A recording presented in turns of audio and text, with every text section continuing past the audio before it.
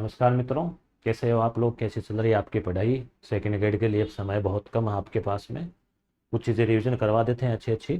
जैसे ये भौगोलिक स्थिति और विस्तार, भारत का भूगोल है, तो आपके सेकेंड ग्रेड में अभी इस एग्ज़ाम में भी काम का है, और जो आगे की तैयारी कर रहे हैं उनके लिए भी उपयोगी है। PYQ आए हुए क्वेश्चन में लेकर आया हूँ, और उनकी व्याख्या जो है इस प्रकार से हम करेंगे कि आपके वो पूरा टॉपिक जो है वो मोटा मोटी आपके रिविजन हो जाए, कवर हो जाए। ठीक है, तो जैसे पहला प्रश्न है, कोंकण, कनारा और मालाबार उप प्रदेश है किसके? तो कोंकण तट, कनारा, मालाबार, तो ये आपको ध्यान में आ गया होगा कि केरल वाला जो हिस्सा है वो मालाबार है, गोवा वाला जो है वो कोंकण है, क्योंकि गोवा की जो भाषा है ना वो भी कोंकणी ही है। तो यहाँ पे क्या हो जाएगा, ये पश्चिमी तटीय मैदान। भारत के अगर हम देखें दक्षिणी भारत में, तो ये पूर्वी तटीय मैदान है, ये पश्चिमी तटीय मैदान है। इसको पूर्वी घाट, पश्चिमी घाट इसको बोलते हैं। तो ये केरल वाला है वो है मालाबार, गोवा वाला है कोंकण। तो पश्चिमी तटीय मैदान जो है खंबात की खाड़ी से, खंबात की खाड़ी जो है ना, इस प्रकार से एक तो कच्छ कारण है और नीचे खंबात की खाड़ी है, से कुमारी अंतरीप, ये वाला बोलते हैं कुमारी अंतरीप तक, पश्चिमी तट से पूर्व में सहयाद्री, इधर वो सहयाद्री तक, और पश्चिम में अरब सागर से घिरे हुए हैं भाई, इधर ये अरब सागर है। इसके प्रमुख उपविभाजन, तो काठियावाड़। अब आप गांधी जी के बारे में पढ़ते हो ना, काठियावाड़ में जन्म हुआ था, तो गुजरात में है ना, तो सौराष्ट्र गुजरात में है, सूरत तक विस्तार है। कोंकण सूरत से गोवा, कन्नड़ गोवा से न्यू मंगलोर, और मालाबार मंगलोर से कन्याकुमारी। तो ये आप अंदर के जो डिटेल है वो भी आप याद रख लेना। अभी आप देख लीजिए, जैसे ये कक्षा 9 जो है NCERT की भूगोल की किताब है, काफ़ी अच्छे से इसमें समझाया हुआ है कि ये आप देख पा रहे हैं, ये कोंकण लिखा हुआ है और ये पश्चिमी घाट लिखा हुआ है, ये पहाड़ियाँ हैं, और इसके पीछे वाला जो है ना ये मैदान है, ये मालाबार तट है, ये पूर्वी घाट है, जिसमें यहाँ पे आप देख पा रहे हैं ये अनामलाई अनाईमुड़ी पहाड़ियाँ हैं। ये PDF मैंने टेलीग्राम पे भेज दी है, तो आप जूम करके इसको देख लेना। ठीक है, उत्तरी सरकार, ये उड़ीसा वाला, इधर महानदी, तो ये वाला तट हो गया, इसको बोलते हैं कोरोमंडल तट, ये हो गया पूर्वी वाला, कोरोमंडल पूर्व वाला है। ठीक है, तो यहाँ पे ये पर्वत श्रेणियाँ हैं, विंध्य, सतपुड़ा, बीच में से जाती है नर्मदा नदी, इसके नीचे जाती है तापी नदी। तो ये प्रश्न अपने लाइब्रेरियन में पूछा गया था, तो आप इसका देख लेना, वो वीडियो भी मैंने लगाया है। आगे चलते हैं, निम्नलिखित में से हिमालय की सबसे पश्चिमी चोटी कौन सी है? तो हिमालय की पश्चिमी चोटी की बात करें तो यहाँ पे दिया हुआ है उत्तर धौलागिरी। ठीक है, अब ये मकालू, नामचा, ये कहाँ कहाँ है? तो ये देखो, जैसे वो ये NCERT वाली किताब ही है, उसमें ये दे रखा है हिमालय की चोटियाँ।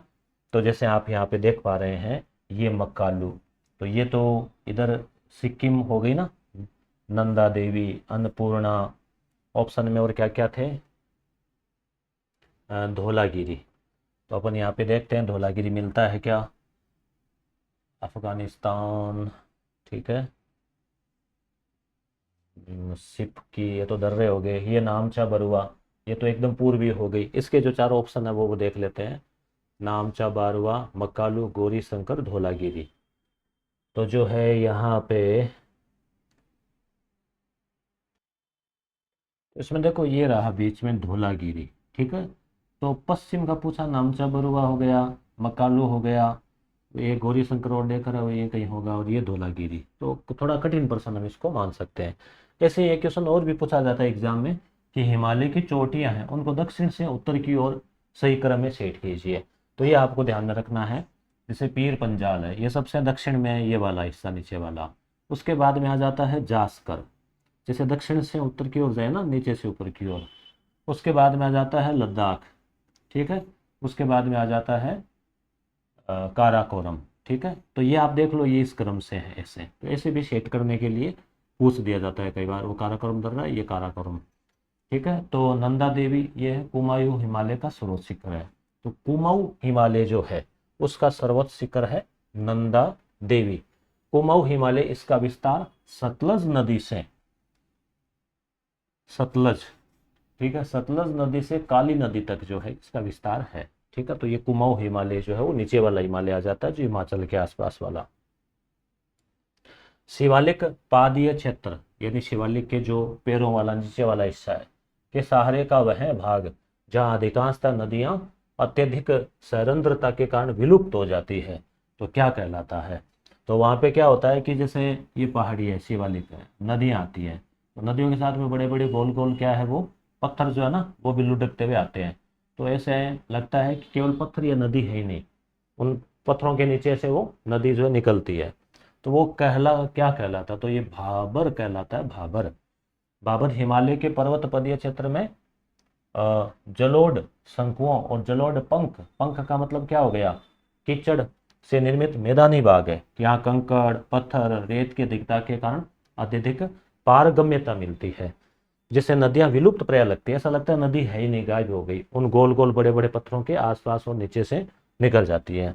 यह लगभग पर्वतपदीय भाग 8 से 16 किमी चौड़ाई तक फैला रहता है। इसका विस्तार हिमालय क्षेत्र में सिंधु नदी से लेकर तीस्ता नदी तक, यानी पूर्व से लेकर पश्चिम तक इसका है।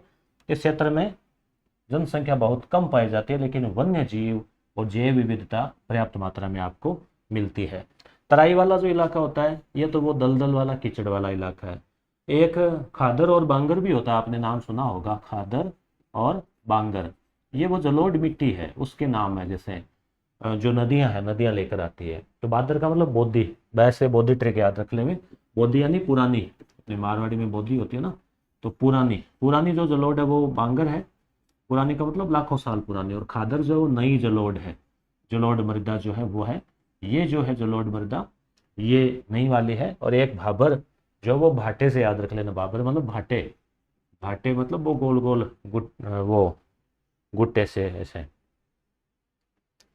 आगे, प्रायद्वीपीय भारत के पठारों का पश्चिम से पूर्व की ओर सही क्रम क्या है? वरिष्ठ अध्यापक परीक्षा 2023 में पूछा गया है कि प्रायद्वीपीय भारत जो है, प्रायद्वीपीय भारत कौन सा? ये दक्षिणी भारत, ये वाला, ये प्रायद्वीपीय भारत है। इसमें जो पठार है उनका पश्चिम से पूर्व की ओर सही क्रम क्या है? पहले पश्चिम, फिर पूर्व, फिर पूर्व, फिर पूर्व। दक्कन पठार, छोटा नागपुर, ये तो सीधा उत्तर ही देख लेते हैं क्योंकि समय आपके पास ज़्यादा नहीं लगाते हुए। तो दक्कन पठार पहले, उसके बाद में दंडकारण्य पठार, उसके बाद में छोटा नागपुर पठार और मेघालय पठार। अब यहाँ पे आप थोड़ा सा दिमाग लगाओ ना कि भाई मेघालय तो इस साइड में है, तो ये तो सबसे पूर्व में है, तो ये दो ऑप्शन में तो आप आ ही जाओगे। अब आपके पहले भी यहाँ ये दक्कन पठार, अब छोटा नागपुर और दंडकारण्य में यहाँ इन्होंने कंफ्यूज किया है, इसमें से दिया है।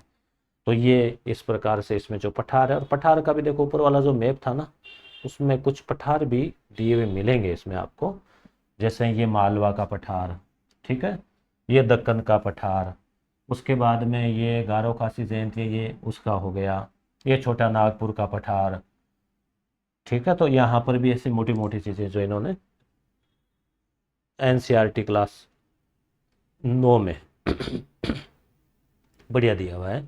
प्रायद्वीपीय भारत के पठारों का पश्चिम से पूर्व का सही क्रम दक्कन पठार, ये हो गया। दक्कन के पठार का विस्तार दक्षिणी गुजरात और कर्नाटक में है।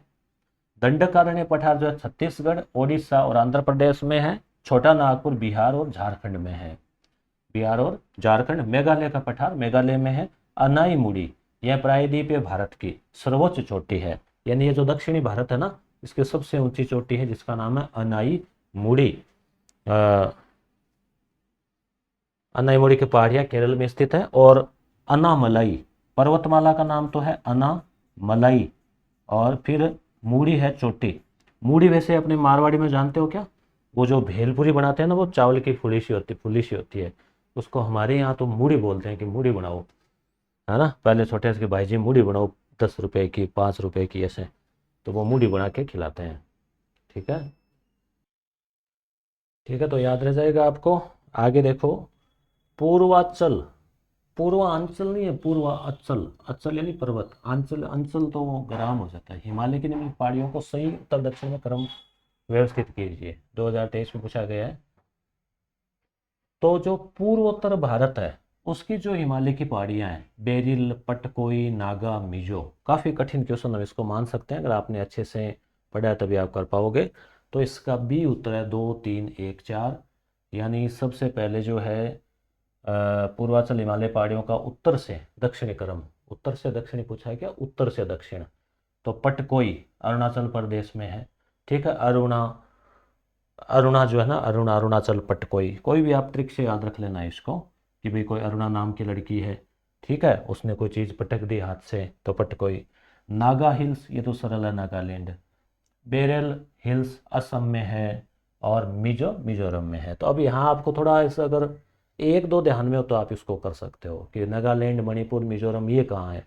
तो इसकी भी एक ट्रिक है, जैसे अगर आप दक्षिण भारत, वो पूर्वोत्तर भारत देखते हैं ना, तो अरुणाचल प्रदेश हो गया, नागमणि मिजो, नागमणि मिजो, ऐसे मिजोरम नीचे है, फिर यहाँ पे त्रिपुरा है, एक दो तीन, तीनों को मिला के त्रिपुरा, ऐसे ट्रिक से याद रख सकते हो इसको।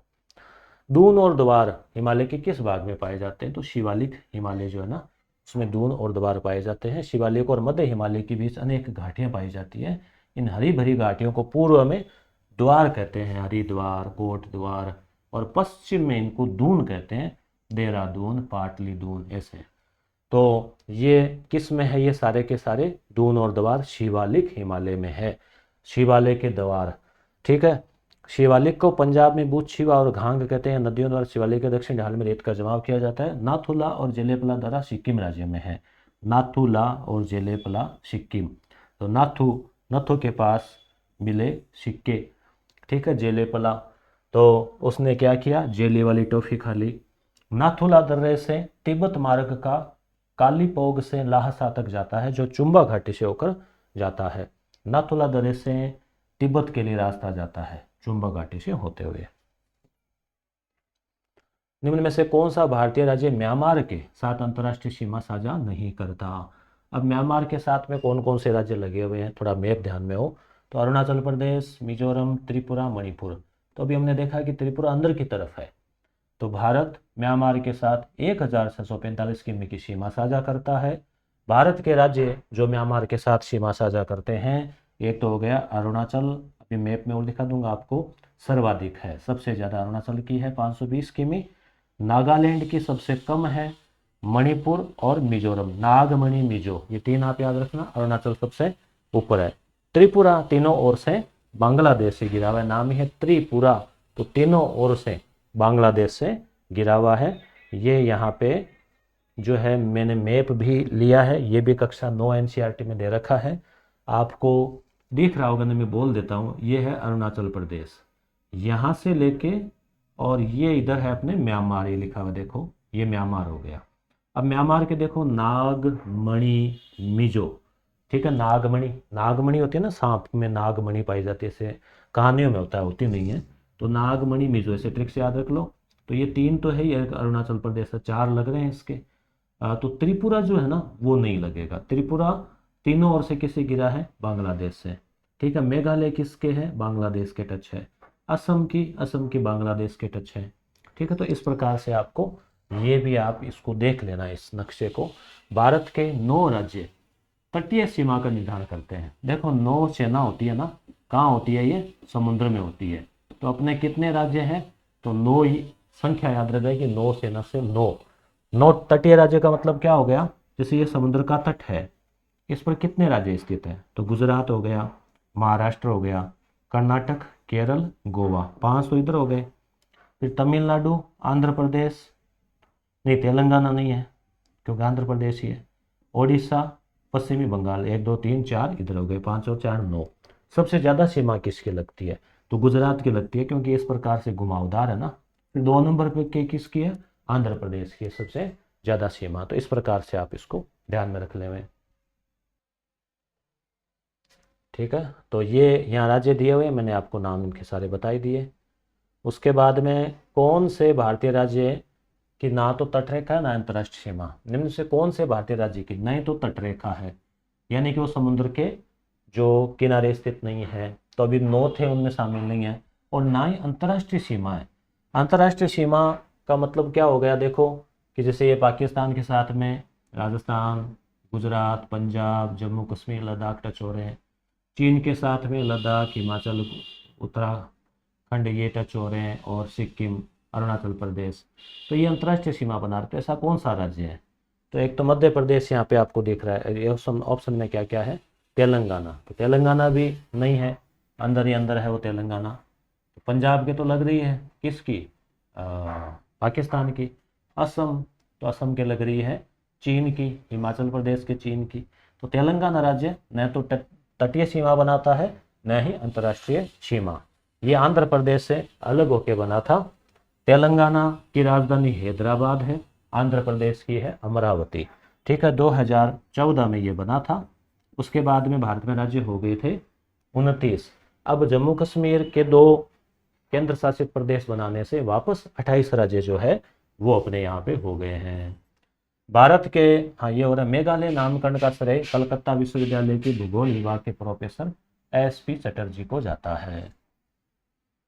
भारत के निम्नलिखित में से कौन से राज्य की सीमा बांग्लादेश से संयुक्त नहीं है? 2019 वाली वरिष्ठ अध्यापक में पूछा हुआ है। तो बांग्लादेश के साथ में पश्चिमी बंगाल की सीमा नहीं लगती है, मेघालय की लगती है। अभी मैंने आपको दिखाया था, ऐसे लगता है जैसे मेघालय तो कंधे पे बैठा हुआ है बांग्लादेश के, इस प्रकार से आपको लगेगा। वो आप मैप देखना, त्रिपुरा तीनों ओर से बांग्लादेश से घिरा हुआ है, नागालैंड के भी है। चलो एक बार पुनः आपको वो मैप दिखा देता हूँ मैं। ये आप देख लो, जैसे ये बांग्लादेश है तो मेघालय इसके लग रहा है, त्रिपुरा इसके लग रहा है, ठीक है, असम भी इसके लग रहा है। और ऑप्शन में क्या था? नागालैंड। नागालैंड नहीं है, वो काफी ऊपर रह गया। नहीं, नागालैंड तो है ना, पश्चिमी बंगाल नहीं है। पश्चिमी बंगाल कैसे? पश्चिमी बंगाल तो है ना। प्रश्न क्या है, दोबारा देखता हूँ। कौन से राज्य की सीमा बांग्लादेश से संयुक्त नहीं है? पश्चिमी बंगाल, मेघालय, त्रिपुरा, पश्चिमी बंगाल, नागालैंड। तो सी उत्तर नहीं होगा इसका। पश्चिमी बंगाल तो है ना, ठीक है, असम, मेघालय, त्रिपुरा। तो यहाँ उत्तर जो है ना, मेघालय, त्रिपुरा, नागालैंड होगा, डी उत्तर होगा इसका। ठीक है, तभी कई बार क्या ये टाइप मिस्टेक हो जाती है, देखो ना, तो डी उत्तर होगा। देखो, भारत की स्थानीय सीमा की लंबाई 15,200 किमी है, यानी जो जमीन से जुड़ी हुई है। और समुद्र की जो सीमा है वो है 7,516।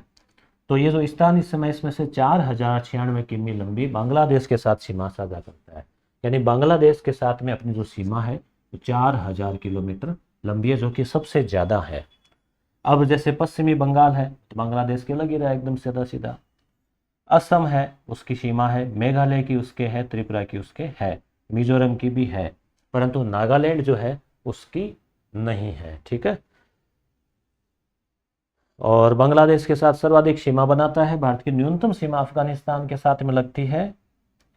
अफगानिस्तान के साथ लद्दाख सीमा बनाता है, जिसकी लंबाई 106 किमी है। ठीक है, पहले 80 हुआ करती थी, शायद 80 आता था कई किताबों में। मुख्य सीमा भ्रंश पृथक करता है किसको? लघु हिमालय से महान हिमालय को। महान हिमालय जो बड़ा हिमालय है, लघु हिमालय छोटे वाला। तो MCT, main central thrust line, मुख्य सीमांत भ्रंश महान हिमालय और लघु हिमालय को अलग करते हैं।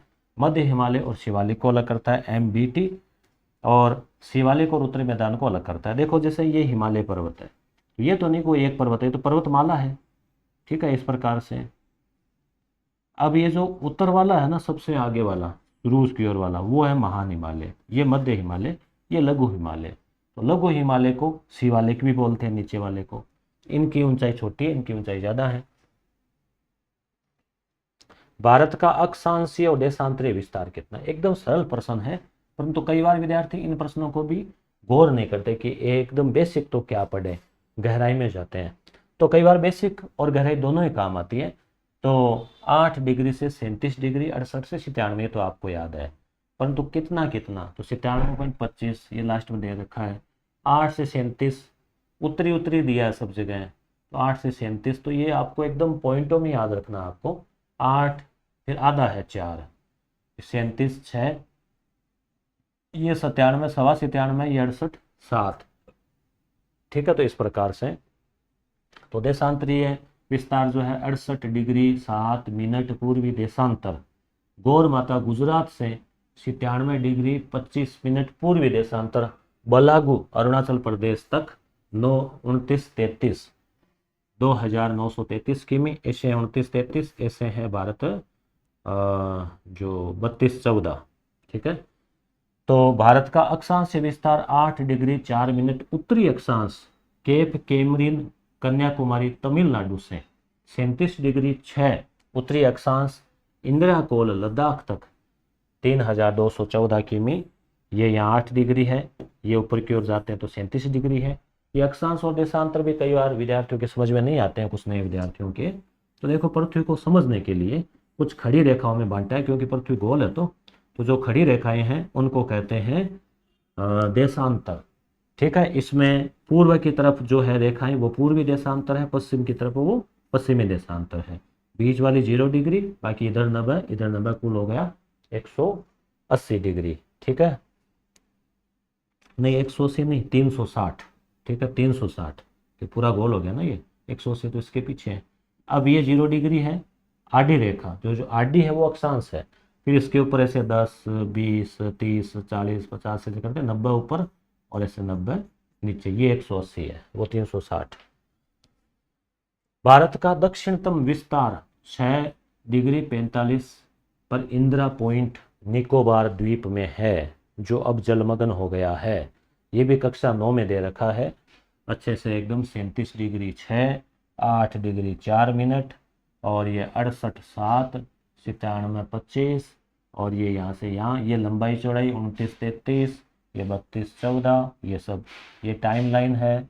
82 डिग्री 30 पर जो मानक याम्योत्तर रेखा है इलाहाबाद नैनी से गुजरती है। तो ये सब चीज़ें आप थोड़ा ध्यान में रखें। निम्न में से किन राज्यों के समूह में भूस्खलन की घटना सामान्य है? और ये भी आप अखबारों में बारिश के मौसम में पढ़ रहे हैं। तो कहाँ पे? उत्तराखंड तो है ही, बादल फटना है ना, पहाड़ियाँ गिरना, हिमाचल प्रदेश और जम्मू कश्मीर, इनमें। तो ये जो है ना, हिमालय एक नवीन वलित पर्वत है। युवा वैज्ञानिकों के अनुसार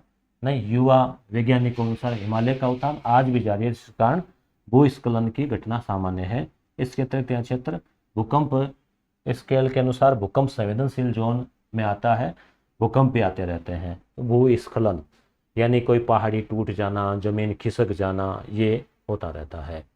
चुंबी घाटी, इसके बारे में भी नाम आया था कि हम जो दर्रे से जाते हैं सिक्किम वाले से, तो जो वहाँ से जो है वहाँ तिब्बत जाते हैं तो चुंबी घाटी आती है। तो किन देशों के प्रतिच्छेदित स्थल पर है? तो भारत, भूटान और तिब्बत।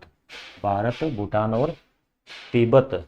तिब्बती क्षेत्र चीन में घाटी है। यह घाटी हिमालय जल वितरण को प्रभावित करती है। भारत, भूटान और तिब्बत। बभूति याद रख लो, बभूति। चुंबक के चिपक गई। हिमालय पर्वत की नदियों की विशेषता क्या है?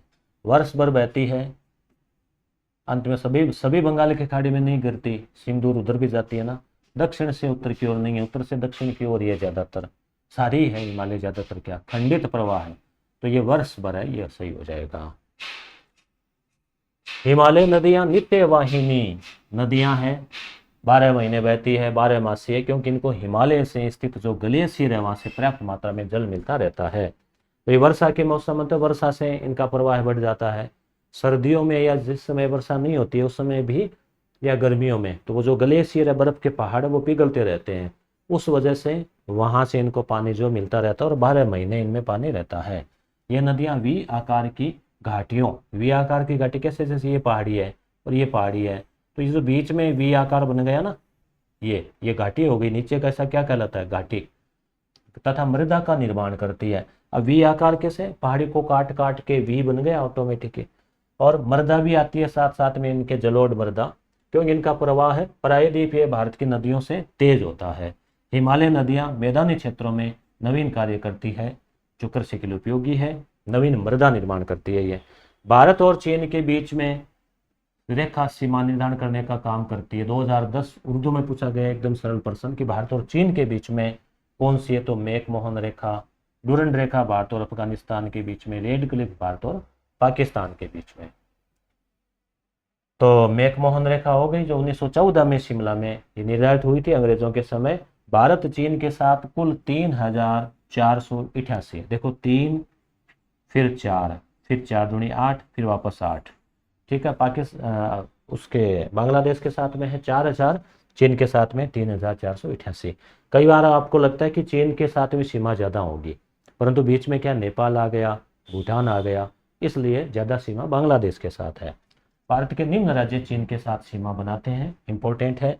क्योंकि जिस टाइप के प्रश्न पूछे गए उसी से मिलते जुलते उस टाइप के, मान लो बांग्लादेश का पूछ लिया तो कभी हो सकता है उनके चचेजाई चीन के साथ का पूछ ले, पाकिस्तान के साथ का पूछ ले, नेपाल के साथ का पूछ ले। तो ये आपको बेसिक जो होता है ना भारत, जैसे आप राजस्थान पढ़ते हो तो पड़ोसी जिले है ना, पड़ोसी राज्य जैसे भी याद करते हो, तो वैसे ही यहाँ भी आपको ध्यान में रखना होता है। लद्दाख चीन के साथ लगता है 1954 किमी, हिमाचल प्रदेश लगता है, उत्तराखंड लगता है, अरुणाचल प्रदेश और सिक्किम। इतना ही है इसमें, 1 2 3 4 5। ठीक है, चीन जो है ना 5, एक मैंने ट्रिक भी बनाई थी, चबाओ 5 बार, चीन, बांग्लादेश, इनके साथ में 5-5 जो है ना वो राज्य लगते हैं। भारत में सबसे प्राचीन पर्वत श्रृंखला है तो ये अरावली पर्वत श्रृंखला है। विश्व की प्राचीनतम है, ये प्री कैम्ब्रियन युग की चट्टानों से निर्मित है। यह पालनपुर गुजरात से लेकर दिल्ली तक 692 किलोमीटर में फैली हुई है। पुराणों में से परिपाल कहा गया है। वर्तमान में अपरदन, अपरदन का मतलब क्या होता है, कटाव के कारण यह अपशिष्ट पर्वत के रूप में पाई जाती है। यह राजस्थान के 2 भागों में पश्चिमी और पूर्व में विभाजन करती है। जल विभाजक रेखा भी है। सर्वोच्च पर्वत शिखर गुरु शिखर है 1722 मीटर शिरोई जिले में, और राजस्थान वाले पार्ट में आप इसको अच्छे से पढ़ते ही है। तो इसी प्रकार से हमने सेकंड ग्रेड के लिए एक बहुत सार गर्भित पुस्तक जारी कर दी है। 15 सॉलिड पेपर है इसमें। 2018 से लेकर 24 तक के पेपर रखे, क्योंकि पुराने वाले बहुत सरल पेपर थे और उनको हमने व्याख्या में डाल दिए हैं उन कुछ फैक्ट को। तो आरपीएससी के बदलते पैटर्न के अनुसार व्याख्या है। केवल वर्तमान पाठ्यक्रम से संबंधित जो है टॉपिक वो हमने रखे हैं, बाकी क्वेश्चन डिलीट कर दिए। करंट अफेयर पुराना डिलीट कर दिया, तो फालतू के पेज नहीं भरे, आपके बोझ नहीं बढ़े। तो करीब 200 पेज की ये किताब है, जिसमें आपके 15 तो सॉलिड पेपर है और उनकी गहन सारगर्भित व्याख्या है, जिससे कि क्या होगा, आपके पूरा का पूरा जो पाठ्यक्रम है वो एक प्रकार से रिवीजन हो जाता है। तो आप इस किताब को भी, इसकी डेमो पीडीएफ टेलीग्राम पे देख सकते हो। उस किताब को ऑनलाइन भी मंगा सकते हो, ऑफलाइन आपको पुस्तक भंडारों पे आराम से आपको मिल जाएगी। मिलते हैं अगली क्लास में। धन्यवाद।